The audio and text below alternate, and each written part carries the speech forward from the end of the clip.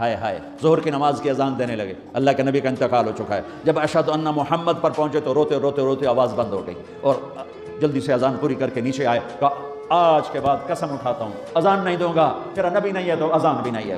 اور حضرت ابوبکر سے اجازت لے کر جب وہ خلیفہ بن گئے، جہاد پہ چلے گئے، 6 مہینے تک آئے نہیں۔ لاکھوں صحابہ جہاد میں گئے، کسی کو میرے نبی خواب میں نہیں آئے، صرف بلال کو آئے۔ بلال یہ کیا بے وفائی، ہم سے ملنا ہی چھوڑ دیا، ہمارے پاس آنے چھوڑ دیا۔ آنکھ کھلی تو ان کو یوں لگا جیسے اللہ کے نبی زندہ بلا رہے ہیں، یا رسول اللہ میں آ گیا، یا رسول اللہ میں آ گیا، اور اسی وقت اونٹنی کو بھگایا۔ 21 دن کا سفر 7 دن میں کیا، 7 دن صرف نماز اور پیشاب کے لیے اترتے تھے اور بھگاتے بھگاتے بھگاتے 8ویں دن جب مدینے میں پہنچے تو آتے شور مچایا، یا رسول اللہ میں آ گیا، یا رسول اللہ میں آ گیا۔ ان کے ذہن سے نکل گیا کہ آپ تو دنیا سے جا چکے ہیں۔ جب مسجد کے قریب پہنچے تو پھر تڑپ اٹھے اور چیخنے لگے کہ آپ تو ہیں ہی نہیں، پھر گئے سیدھے قبر پہ جا کے یوں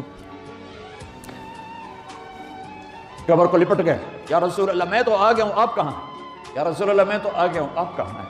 یا رسول اللہ میں تو آ گیا ہوں، آپ کہاں؟ بے قراری میں روئے جا رہے ہیں، میں تو آ گیا ہوں، آپ کہاں؟ میں تو آ گیا ہوں، آپ کہاں؟ ہے نماز کا وقت داخل ہو گیا، کون سی نماز سے اللہ جانتا ہے، اور سب کو پتا تھا بلال نے قسم کھائی ہے کہ اذان نہیں دیں گے، لہذا کسی کو ضرورت نہیں ہو رہی کہ بلال سے کہیں آج اذان بلالی سنا دے۔ تو چند صحابہ کو خیال آیا کہ نبی کے نواسوں کو سفارشی بناتے ہیں، حسنین۔ تو صحابہ آئے بچوں کے پاس، حسن حسین، کہ بچوں آج کسی کی نہیں چلے گی، تم بلال سے کہو اذان دے۔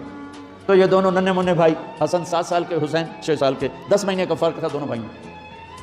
چچا ایک درخواست کہ میرے ماں باپ آپ پہ قربان، آپ درخواست کیوں کہہ رہے ہیں؟ آپ امر کریں، آپ حکم کریں۔ کہنے لگے جیسے آپ ہمارے نانا کے لیے اذان دیتے تھے آج ہمارے لیے دے دو۔ تو ایک دم وہ رونے لگے بلال، کہا ہے میرے بچوں، میں نے قسم اٹھائی تھی کہ میں اللہ کے نبی کے بعد کبھی اذان نہیں دوں گا، لیکن تم پہ تو ہزاروں قسمیں قربان ہیں، میں اپنی قسم توڑتا ہوں اور اذان دیتا ہوں۔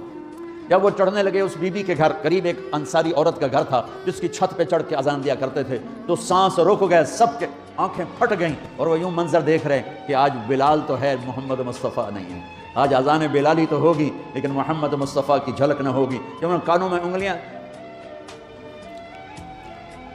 جب انہوں نے اللہ اکبر کہا تو مدینے میں گھر گھر ماتم بچھ گیا، عورتیں بھی چیختی ہوئی گھروں سے باہر نکل آئیں، سارے مدینے کی گلیوں میں چیخ و پکار مچ گئی، اور یوں سب کو لگا جیسے محمد مصطفیٰ زندہ ہیں اور ان کا زمانہ ہے، لیکن آپ تو جا چکے تھے۔ یہ بلال کو جو رتبہ میرے رب نے دیا، یہ غلامی مصطفیٰ کی وجہ سے دیا ہے۔